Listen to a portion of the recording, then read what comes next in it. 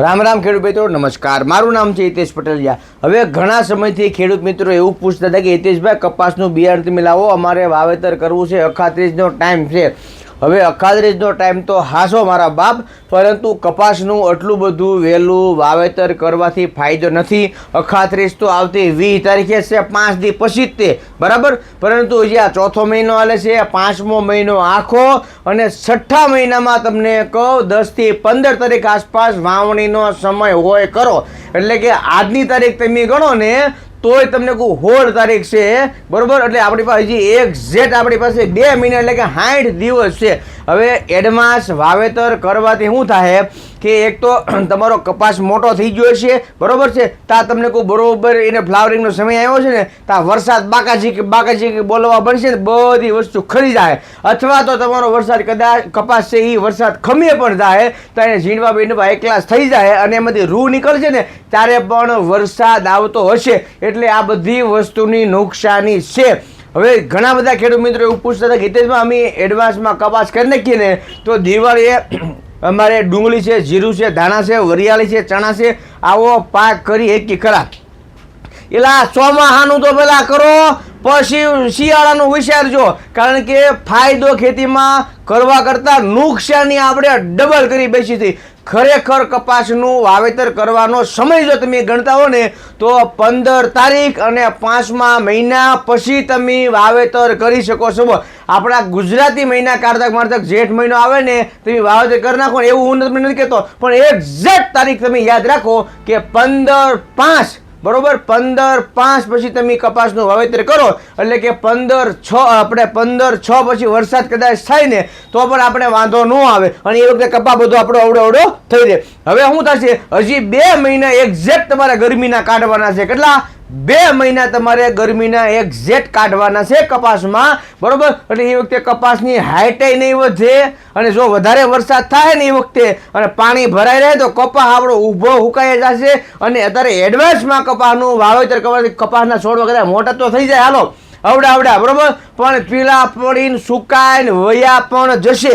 એટલે તમે એવી એની માવજત કરી શકશો નહીં અને એક પ્રકારની નવી જ પ્રકારની ફૂગ અત્યારે એમાં લાગે છે. કારણ કે સતત ભેજ રહેવાને કારણે એ ફૂગ લાગે છે, બરોબર છે. એટલા માટે એ જે ફ્યુઝરમ વિલ્ટ લાગે છે, ફૂગ લાગે છે ને, એ નહીં લગાડવા હાટો થઈને તમારી જમીન અત્યારે પડી છે તો તમે તારે એનું ઊંડું ખેડાણ કરી નાખો. જમીનને ઓલરેડી તપાઈ જો, જેટલી જમીન અત્યારે વ્યવસ્થિત તપશે, બરોબર, એટલા તે તમારા જે મિત્ર કીટકો છે ને એ જીવ છે ને, દુશ્મન કીટકો છે ને એ મરી જાય. ઊંડી ખેડ કરવાથી જે ગુલાબી એડના કોસેટા છે ને એ તમને કહું બહાર નીકળીને આ ગરમીને મારી પાસે ફાટીને બે ભાન થઈને તમને કહું મરી જાય અને બીજી જે વધારાની જીવાતું છે ને એ મરી જશે અને આપણને એમાં ફાયદો સારો એવો થશે. સતત જમીન ભીની રહેવાને હિસાબે તે એક તો ઉત્પાદન ઘટે છે અને બીજા નંબરમાં જમીનમાં ખાતર દેશી આવતું નથી, એમેય વાંધો પડે છે. તો કાંઈક તો આપણા હાથમાં છે એ તો કરીએ. પછી નકરું એડવાન્સ ઘણા ખેડૂત મિત્રો એવું પૂછે કે તમે કપા હું કામ વાવી દીધો હતો, તમે તો 3 મહિનાનો કપા કરી નાખ્યો. એટલે બાપ, મેં કપાનું વાવેતર કર્યું છે એટલા માટે કે અમારે તમને બતાવવાનો છે કપા કે આ રીતનો કપાસ થઈ ગયો છે અને આ બિયારણ તમે વાવી શકો તો આટલા સમયે ફાલ આવશે, એટલા સમયે એમાં ઝીંડવા બનશે, આટલા સમયે તમારે એમાં કપાસની વીણી આવશે અને વીણી આવ્યા પછી તમારે ના વરસાદ ન હોય અને એ કપાસ તમે દિવાળી પછી કાઢી કહો. હવે દિવાળી મગજ કાંઈક ઘઉંમાં સોટી ગયું છે, શેણામાં ને જીરુંમાં, એમાં કોને ખબર. દિવાળી અરે પણ દિવાળી એટલે ઘણી વાર છે, 6 મહિનાની દિવાળીને વાર છે, બરોબર. અને કદાચ દિવાળી કપા ન નીકળ્યો હોય તો 15 દી પછી દેવ દિવાળી કાઢ નાખવાનો હોય, 2 વીણે તોય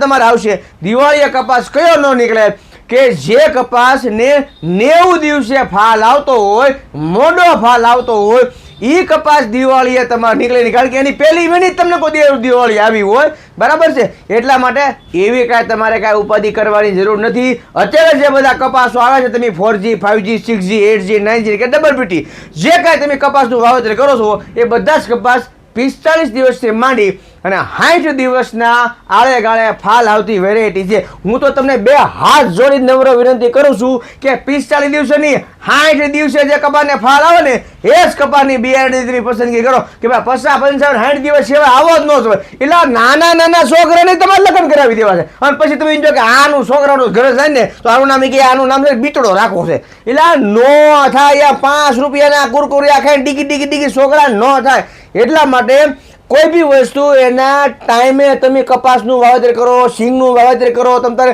હજી ઘણા 2-3 દી પહેલા તો મને ખેડૂત પૂછતા હતા, મને કહેતી અત્યારે સોયાબીનનું વાવેતર કરી દીધું હોય તો કરી દેવાનું ને સોયાબીનનું વાવેતર, બીજું શું કરવાનું હોય. બરોબર વરસાદ આવતો રહે, તમારે સોયાબીન પાકી જવાય ના, બધું રેડણ ભેરણ બધું થઈ જાય બધું. શું કહેવાય, બહુ વરસાદ છો તો જાય તમને કોઈ દરિયા હરવું, જય દરિયા દેવ. કોઈક વસ્તુ તો તમે વિચાર કરો, ટાઈમે તો તમે વાવેતર કરો. ટાઈમ કરતા કદાચ તમે 12-15 દી મહિનો દી અગાઉ વાવેતર કરો, કઈ 2-3 મહિના કઈ વાવેતર કરવાતું છે. એવી રીતે ખેતીમાં પ્રગતિ એ ન થાય અને એવી કોઈ પદ્ધતિ એ નથી આવતી. એટલા માટે અમે તમને કહીએ છીએ કે કોઈ બી વસ્તુ એના સમય કરતાં વહેલા હાર ક્યારે કોઈ વસ્તુ કરવી જ નહીં, જેથી કરીને આપણે ખેતીમાં નુકસાની મળે. હા, એવું કદાચ બની શક્યું હોય કે 1000 ખેડૂતની મારી પાસે કદાચ 5 ખેડૂતો એવું કર્યું હોય અને એના કંઈક ભાગ હારા હોય તો 1000 ખેડૂતમાં એને 2 જણાને ભાગ કંઈક સુધરા હોય. હવે અત્યારે મને એવું કહે છે કે હિતેશભાઈ આ આગાહીઓવાળા એવું કહે છે કે પાછોતરા વરસાદ નથી, પાછોતરા વરસાદ. એટલે પણ આગોતરા તો છે કે નહીં વરસાદ, પાછોતરા વરસાદ ન હોય તો મારી જાય. એટલે ઉપરવાળાની એ ગતિ ન્યારી છે, ઉપરવાળાની ગતિ નારી છે. તમે જ્યાં હોય ને કુવા ખોદી નાખ્યા છે, જ્યાં હોય ને ડાળ પાડી દીધા છે તો એ પાણી ખૂટી જવાનું છે. એક પાક તો તમારે વ્યવસ્થિત લેવાય કે નહીં લેવાય, આ બીજો પાક વ્યવસ્થિત ન લેવા હાટું થઈને તમે પેલો પાકે ખોવ છો. હવે માં શું છે, બેય બગડે.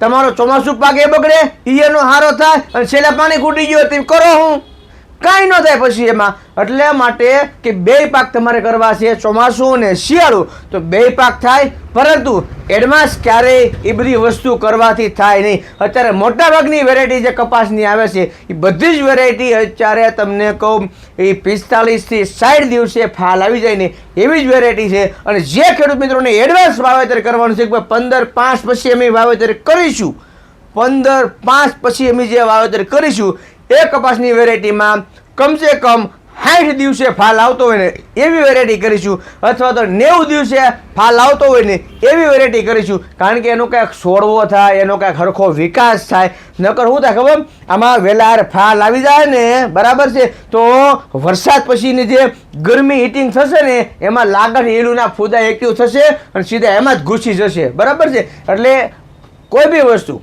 જેટલી સમય થશે એટલું તમને વધારે ફાયદો મળશે. સમયની પહેલાં વાવેતર કરવાથી કોઈને ફાયદો નથી થતો.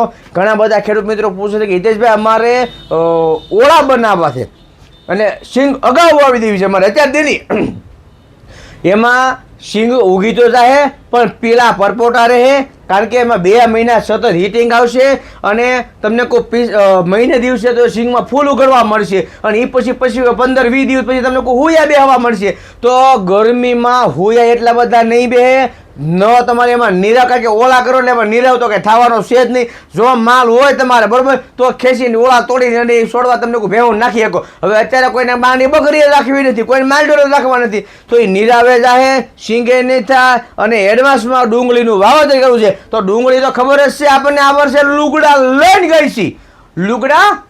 ગઈ હતી ડુંગળી આપણી. તો એવી બધી કોઈ પણ પ્રકારની ઘેલસા મગજમાં ન રાખો અને એવું બધું વિચારીને હાજે તમને કોઈ મગજનું દહીં ન કરી નાખો. એ નિરાજે તમને કહું ખાઈ પીને વાળું કરીને તમે તારે હોઈ જાઓ. અત્યારે IPLની મેચ ચાલે છે, મેચનો જેને શોખ હોય તમે તારે મેચ જોવો, નકર તમે તારે ફિલ્મ જોઈ નાખો. ઉજળી મેરામણ તમે તારે હારા મારું ફિલ્મ છે, ધોરંધરે હારા મારું ફિલ્મ છે તમે તારે. અને મને રજા આપો. રામ રામ. પણ વહેલા હાર કોઈ બી વસ્તુ કરવાથી ફાયદો નથી થતો.